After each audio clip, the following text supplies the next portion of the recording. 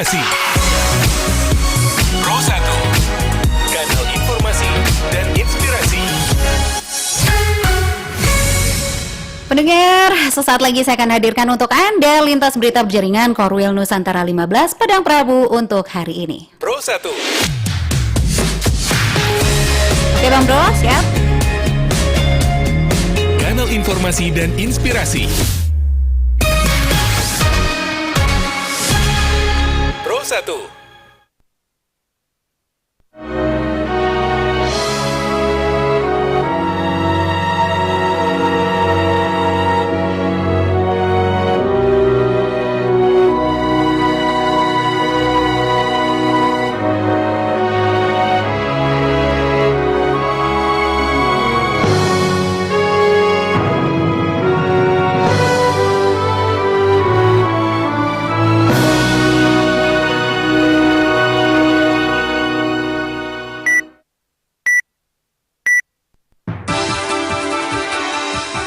Lintas Berita Korwil. Lintas Berita Korwil mengetengahkan berbagai peristiwa yang terjadi di sekitar Koordinator Wilayah Nusantara 15, RRI Pekanbaru, RRI Padang, RRI Tanjung Pinang, RRI Bukit Tinggi, RRI Batam, RRI Ranai, dan stasiun produksi RRI Bengkalis. Aktual, menarik dan berimbang.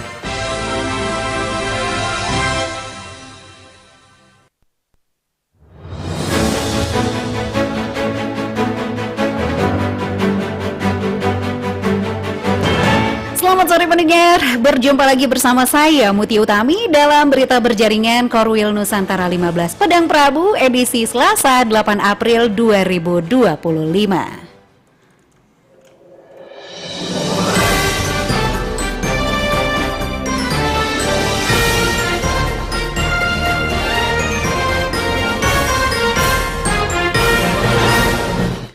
Mengawali perjumpaan kali ini kami sampaikan informasi dari RRI Bukit Tinggi.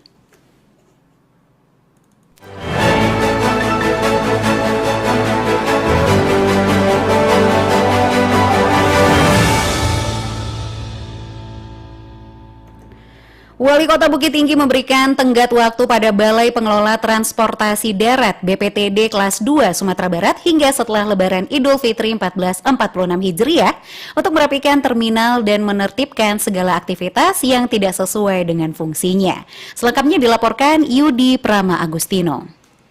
Wali Kota Bukit Tinggi Ramlan Nurmatias mengungkapkan kekecewaannya terhadap kondisi terminal tipe A Simpang Awur yang semakin tidak teratur. Terminal yang berada di bawah pengelolaan Balai Pengelola Transportasi Darat atau BPTD kelas 2 Sumatera Barat tersebut dinilai tidak lagi berfungsi sebagaimana mestinya.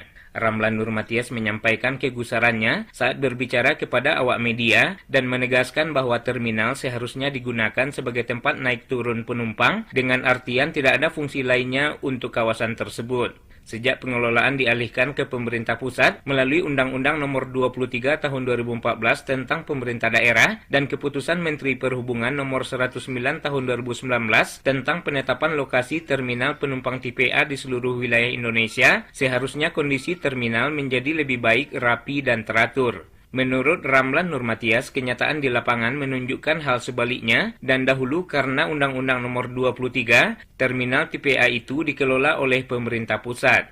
Ramlan Nurmatias mengaku kecewa karena terminal kini kehilangan fungsi utamanya dan juga kondisi itu telah dikomunikasikan langsung dengan Kepala BPTD Sumbar.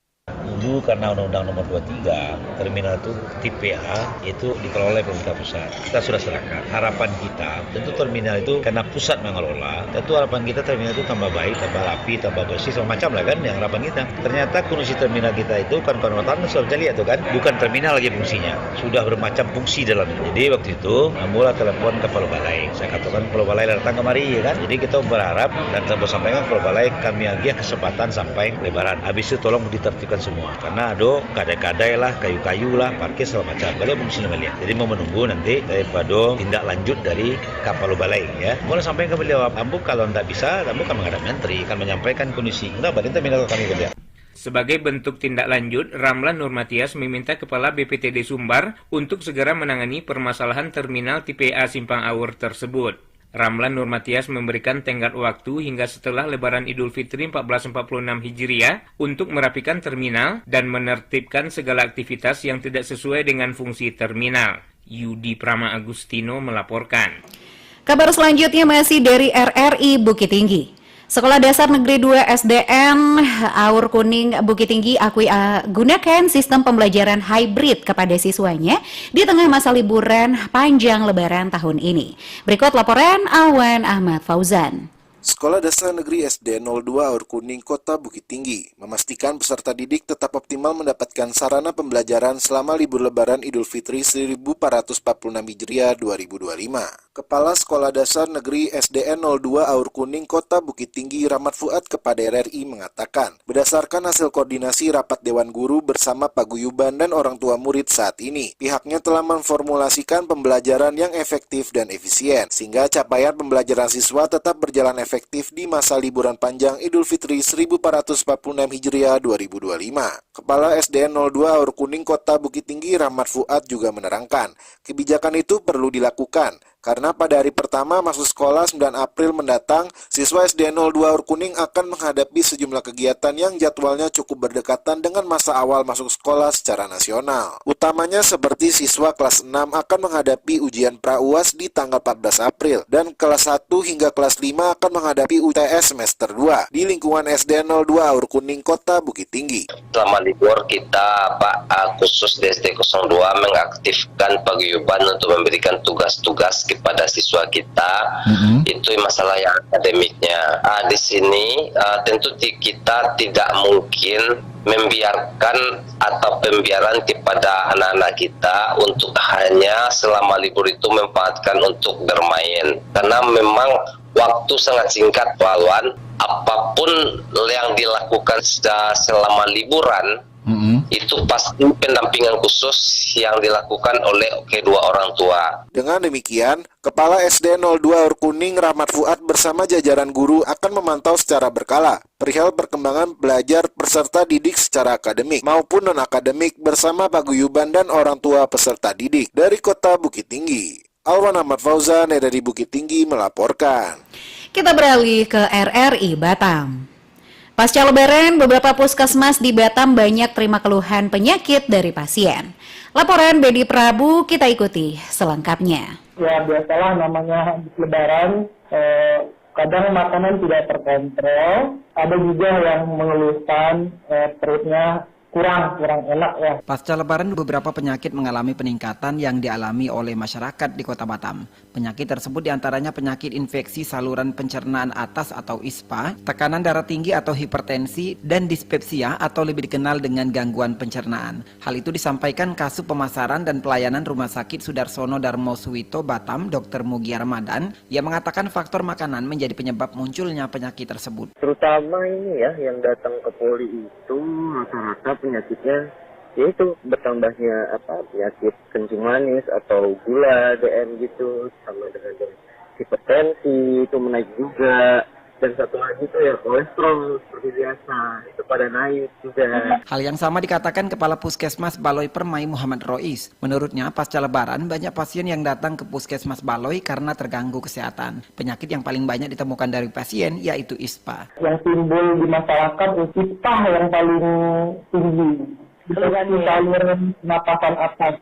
Setelah itu ya biasalah namanya habis Lebaran, kadang makanan tidak terkontrol. Ada juga yang mengeluhkan perutnya kurang enak ya. Reporter RRI Batam, Bedi Prabu melaporkan.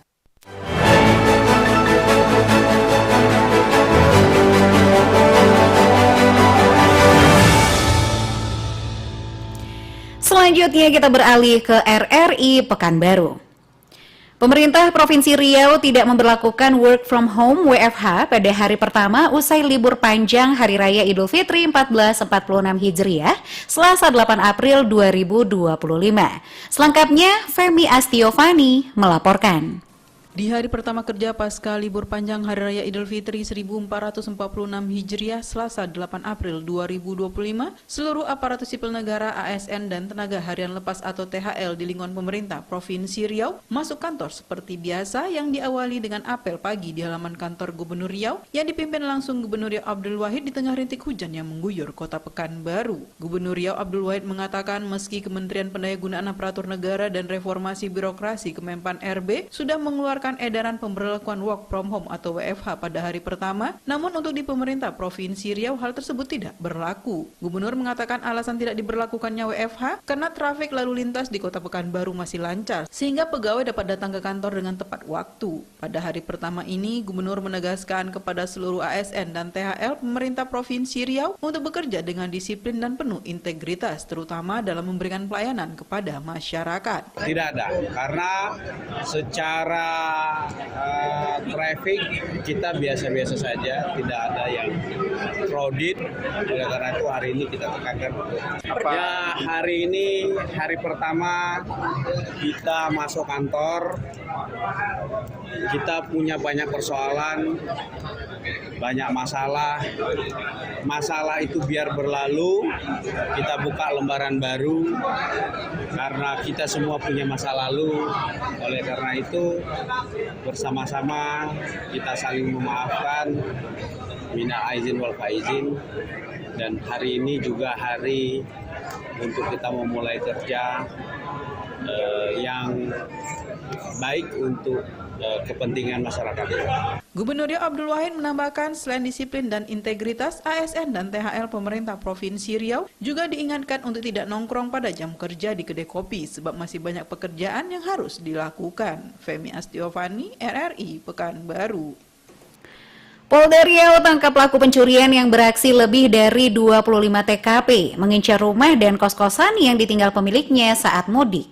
Selengkapnya, Santi Yunas melaporkan. Kepolisian berhasil menangkap seorang pelaku pencurian spesialis rumah kosong yang ditinggal pemudik. Pelaku berinisial HN diketahui telah beraksi di 25 tempat kejadian perkara. Diketahui sering memilih rumah yang ditinggal pemudik lebaran. Direktur Reskrimum Polda Riau Kombes Pol Asep Darmawan menjelaskan pelaku telah melakukan aksinya selama beberapa bulan terakhir, terutama menjelang musim mudik. Sementara itu berdasarkan hasil pemeriksaan, HN mengaku telah merampok lebih dari 25 rumah di wilayah Provinsi Riau. Dalam aksinya, ia selalu memastikan tidak ada penghuni di rumah yang ditargetkan sebelum melakukan pencurian. Jam 15.30 kita melakukan penindakan terhadap tersangka.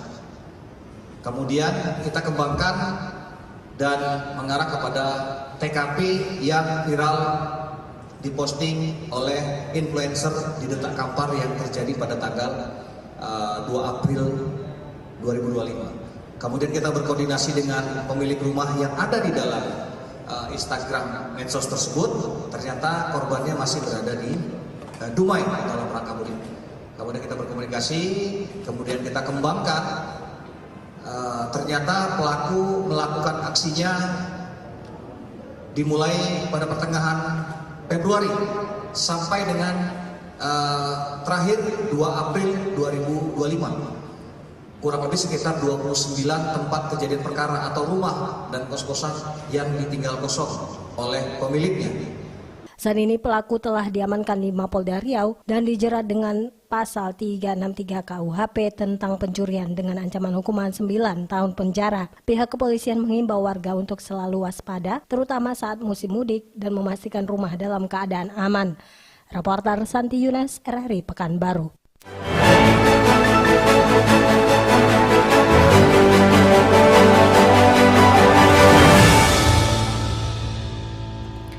Kita beralih ke RRI Tanjung Pinang. Pemkot Tanjung Pinang akan mencari sumber pendapatan lain untuk meningkatkan pendapatan asli daerah. Berikut laporan Apriani. Dengan kondisi keuangan daerah Kota Tanjung Pinang saat ini yang sangat memprihatinkan, upaya untuk mencari sumber pendapatan lain untuk meningkatkan pendapatan asli daerah harus dilakukan oleh Pemkot Tanjung Pinang. Hal tersebut juga menjadi perhatian dari Wali Kota Tanjung Pinang Lis Darmansyah. Menurutnya, mencari sumber pendapatan lain memang menjadi salah satu jalan untuk menyelesaikan masalah keuangan Pemkot Tanjung Pinang. Karena selama ini pendapatan asli daerah Kota Tanjung Pinang memang tidak pernah mencapai lebih dari 100 miliar rupiah. Apalagi kondisi kota Tanjung Pinang yang cukup kecil dengan potensi alam yang tidak sebaik Bintan ataupun kabupaten kota lain, yang memiliki spot wisata dan juga kawasan industri. Meskipun begitu, menurutnya ada beberapa potensi yang masih bisa dimanfaatkan oleh pemerintah untuk meningkatkan PAD dari sektor lainnya. Misalnya pemanfaatan bahu jalan ataupun ruang jalan yang selama ini belum dikelola dengan baik. Contoh pemanfaatan ruang jalan yang dimanfaatkan orang. Contoh kabel wifi itu lewat mana? Provider. Lewat bahu jalan tak? Bahu jalan itu kan milik pemerintah. Bayar nggak? Nggak bayar. Contoh pemanfaatan bahu jalan, misalnya ruko, yang jualan bayar nggak? Yang jualan kaki lima tuh bayar nggak? Bayar, Pak. Berapa bayar? 500 sampai 700 ribu. Kepada siapa dia bayar? Kepada pemilik ruko. Harusnya coba, kalau dia bayar pada pemerintah paling 300-400 ribu aja, ya itu udah inilah. Tapi kan paling tidak bisa menunjang ekonomi masyarakat. Pada tahun 2024 lalu, pendapatan asli daerah yang ditargetkan sebesar kurang lebih 133 miliar rupiah untuk kota Tanjung Pinang tidak tercapai, baik dihitung secara keseluruhan maupun dari masing-masing OPD penghasil PAD. Kontributor RRI Tanjung Pinang, Apriani, melaporkan. Masih dari RRI Tanjung Pinang. Kedatangan KM Bukit Raya di Pelabuhan Seikolak, Kabupaten Bintan menjadi puncak arus mudik Lebaran tahun 2025. Reni Ilda Valantra menyampaikan laporannya. Ribuan pemudik dari berbagai daerah tiba kembali ke Bintan menggunakan KM Bukit Raya milik PT Pelni. KM Bukit Raya yang bersandar dan disambut antusias oleh para penjemput. Sekitar 1.300 penumpang turun dari kapal yang mayoritas berasal dari daerah seperti Pontianak, Serasan, Midai, Natuna, Tarempa hingga Letung. Kepala Pelni Cabang Tanjung Pinang Putra Kencana mengatakan kedatangan KM Bukit Raya kali ini menjadi momen puncak arus balik pasca Lebaran. Tak hanya membawa pemudik kembali ke Bintan, KM Bukit Raya juga kembali mengangkut sekitar 650 penumpang untuk perjalanan selanjutnya menuju Tanjung Priok, Jakarta, dan Belinyu Bangka.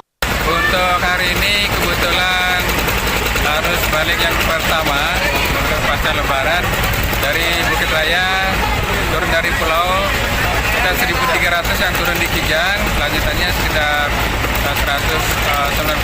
Alhamdulillah semuanya lancar, semuanya berjalan lancar, aman, mudah-mudahan tidak ada halangan semuanya. Jadi kemungkinan ini puncaknya arus balik ya, karena dari perhitungan tanggal 8, tanggal 9 itu sudah mulai kegiatan-kegiatan sekolah dengan ke perkantoran juga. Kepala PT Pelni Cabang Tanjung Pinang Putra Kencana lebih lanjut menjelaskan pembelian tiket penumpang dilakukan secara online melalui aplikasi tiket Pelni maupun aplikasi pembelian tiket lainnya seperti Traveloka, Tiket.com, dan lainnya. Kemudian, para penumpang membawa bukti pembelian tiket ke loket, baik yang online maupun yang sudah dicetak. Reporter RRI Tanjung Pinang Reni Ilda Valantra melaporkan. Saat ini, Anda masih mendengarkan Lintas Berita Korwil Nusantara 15.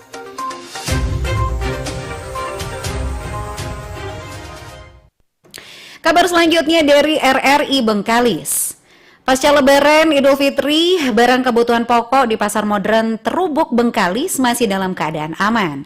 Reporter Muhammad Iqbal melaporkan. Pasca Idul Fitri 1446 Hijriah, stok bahan kebutuhan pokok di Pasar Modern Terubuk Bengkalis masih terpantau lancar, namun belum terjadi lonjakan pembeli karena daya beli masyarakat masih cenderung menurun. Dari pantauan di lapangan, ketersediaan bahan pokok seperti cabai merah, bawang putih, dan juga bawang merah, tomat, cabai rawit, serta aneka sayur mayur lainnya tetap stabil. Meskipun demikian, beberapa harga mengalami kenaikan tipis yang dinilai masih dalam batas wajar oleh para pedagang. Seperti yang dikatakan oleh Umi Kalsum, pedagang di Pasar Terubuk Bengkalis, saat ini barang tetap masuk lancar, hanya saja ada sedikit kenaikan harga dan karena itu kondisi transportasi di Pelabuhan Roro masih padat. Mobil yang tidak booking terpaksa menunggu lama. Dari raya apa dari setelah raya belum ada turun.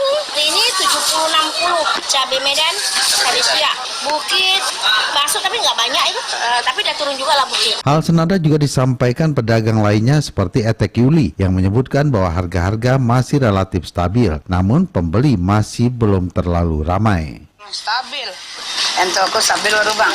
Kentang mana dua-dua jual biasa, masih harga hari itu juga baru masih biasa. Lado nih tiap hari berputar harga nih Pak.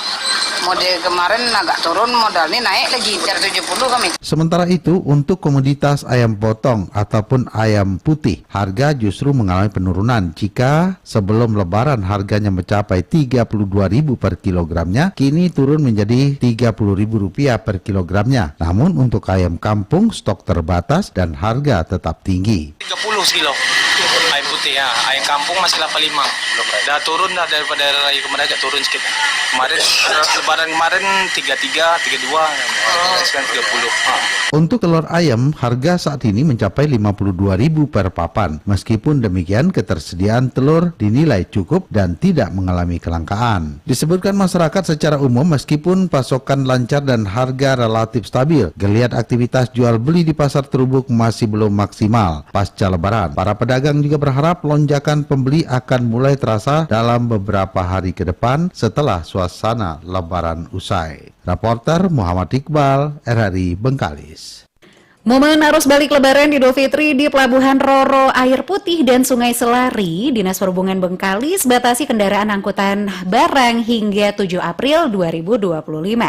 Informasi selengkapnya disampaikan Muhammad Fiza. H+5 Lebaran Idul Fitri 1446 Hijriah atau 4 April 2025, pemerintah Kabupaten Bengkalis melalui Dinas Perhubungan Unit Pelaksana Teknis Penyeberangan memutuskan pemberlakuan pembatasan operasional kendaraan angkutan barang di Pelabuhan Penyeberangan Air Putih dan Pelabuhan Penyeberangan Sungai Selari. Adapun kendaraan yang dibatasi melakukan penyeberangan di dua pelabuhan tersebut adalah kendaraan angkutan seperti bahan galian, bahan tambang, perkebunan, dan bahan bangunan. Pembatasan diberlakukan hingga tanggal 7 April 2025. Sementara itu, Kepala UPT Penyeberangan Roro Air Putih Bengkalis, Rasmiati, mengatakan untuk sistem booking tiket hanya berlaku di Pelabuhan Roro Air Putih Bengkalis saja. Yang sistem booking cuma berlaku untuk di Bengkalis saja. Kalau di Sungai Selari kita nggak ini ya, karena di Sungai Selari arus masuk tidak begitu kalilah, nggak seperti Bengkalis lah gitu. Sementara untuk kendaraan pengangkut bahan bakar minyak, bahan bakar gas, hantaran uang, hewan ternak dan bahan pokok, serta pupuk dan pakan ternak tetap bisa menyeberang. Sementara itu, angkutan barang yang bisa melakukan penyeberangan harus dilengkapi dengan surat muatan yang dikeluarkan oleh pemilik barang. Dan surat muatan berisi keterangan jenis barang, tujuan pengiriman, dan nama serta alamat pemilik barang. Reporter Muhammad Fiza, RRI Bengkalis.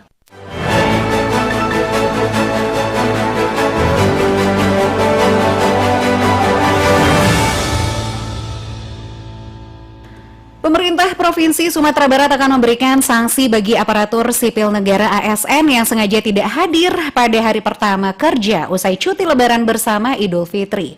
Hal itu setelah dilakukan rekapitulasi absen dari sejumlah organisasi perangkat daerah OPD terkumpul siang ini.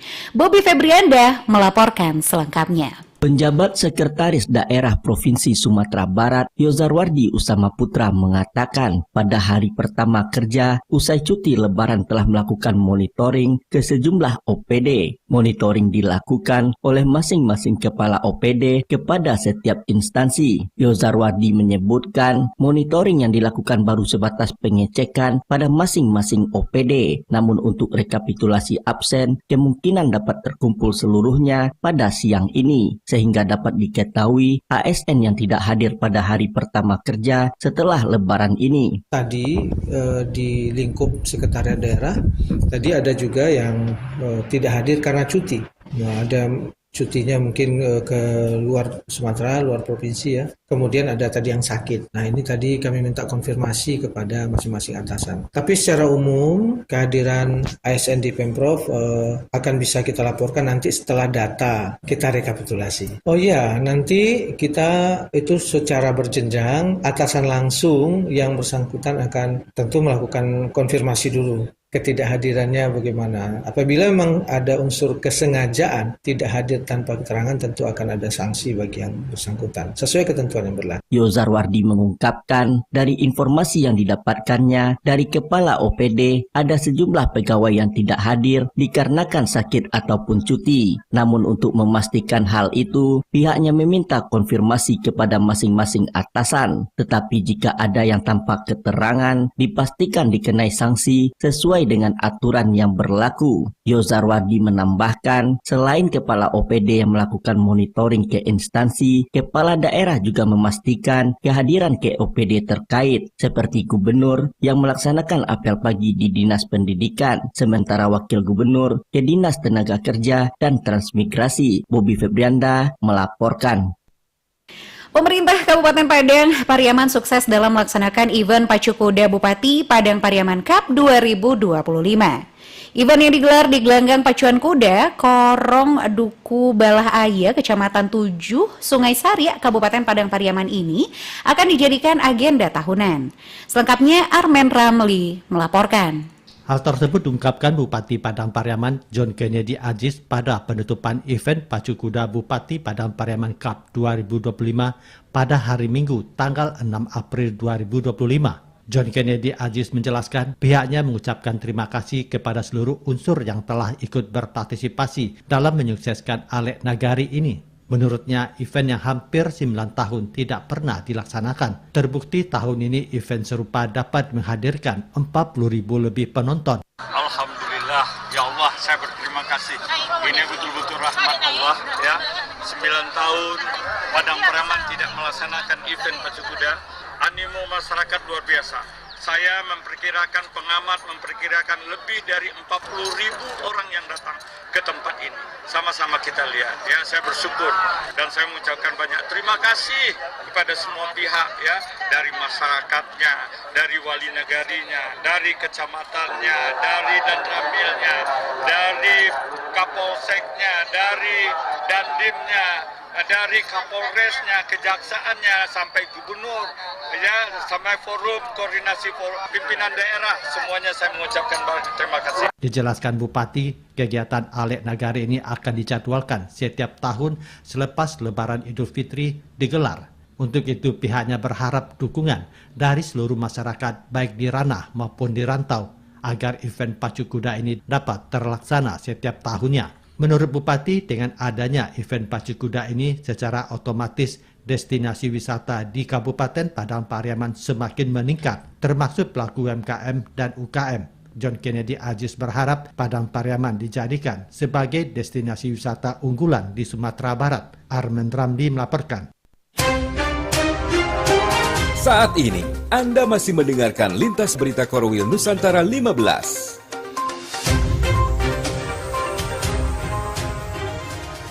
KPU Natuna kembalikan mobil sewaan sebanyak 6 unit saat ini dan sudah dikembalikan kepada pihak ketiga. Selengkapnya dilaporkan Marjani. Komisi Pemilihan Umum KPU Kabupaten Natuna telah mengembalikan 6 unit mobil yang sebelumnya disewa dari pihak ketiga untuk kelancaran operasional penyelenggaraan pemilihan kepala daerah Pilkada tahun 2024. Ketua KPU Kabupaten Natuna Kusnedi mengatakan kendaraan sewaan tersebut sudah dikembalikan ke pihak ketiga. Menurut Kusnedi, kendaraan yang disewa dari pihak ketiga itu digunakan selama tahapan pilkada guna mendukung kelancaran distribusi logistik serta mobilitas petugas di lapangan. Dengan selesainya seluruh rangkaian pilkada, KPU Natuna pun sudah menuntaskan kewajibannya dengan mengembalikan kendaraan kepada pemiliknya. Kalau kendaraan sewa ini kan dia kan pihak ketiga kemarin Pak, tidak dikembalikan ke Pemda Pak, ke pihak ketiga. KPU pusat melalui KPU provinsi, karena kan per Januari kemarin kan habis kontraknya gitu ke pihak ketiga Pak, tidak diperpanjang Pak. Dengan selesainya pengembalian mobil sewaan ini, KPU Natuna kini fokus pada tahapan selanjutnya termasuk evaluasi penyelenggaraan pilkada serta persiapan menjelang agenda pemilu berikutnya. Dari Kabupaten Natuna, Provinsi Kepulauan Riau, Marjani melaporkan.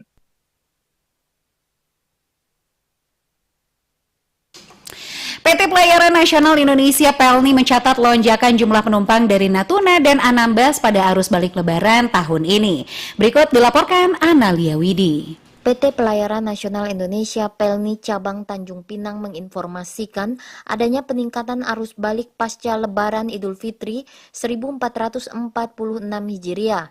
KM Bukit Raya yang tiba di Pelabuhan Kijang pada 6 April 2025 membawa penumpang dari wilayah Serasan, Midai, Kabupaten Natuna, Tarempa, dan Letung, Anambas dengan jumlah penumpang dalam manifest mencapai 1.337 orang.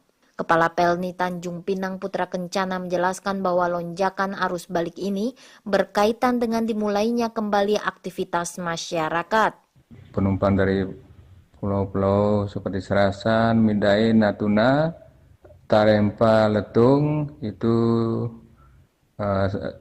sesuai manifest jumlahnya 1.337. Lonjakan arus baliknya mengingat tanggal 8 dan 9 besok ini sudah mulai pada beraktivitas baik di perkantoran maupun anak-anak sekolah maupun perkuliahan. Jadi boleh dibilang untuk arus balik dari pulaunya tanggal 6 kemarin itu puncaknya. Sementara itu untuk arus balik tujuan Natuna, Putra Kencana menjelaskan keberangkatan selanjutnya KM Bukit Raya dari Pelabuhan Kijang dijadwalkan pada 10 April 2025 yang hal ini juga mengalami peningkatan dari hari biasanya. Untuk dari Kijangnya nanti Bukit Raya kembali tanggal 10 April itu dijadwalkan pukul 6.00 rencana keberangkatannya. Itu sementara untuk okupansinya sudah yang sudah membeli tiket itu sementara sudah mencapai 1.000-an. Putra Kencana sangat berharap dengan adanya jadwal layanan KM Bukit Raya pada 10 April 2025 nanti tujuan Natuna, para penumpang telah menyiapkan keberangkatan dan membeli tiket online secara resmi. Serta pihaknya menghimbau agar datang tepat waktu sesuai jadwal keberangkatan KM Bukit Raya. Dari Natuna Kepulauan Riau, Analia Widi melaporkan.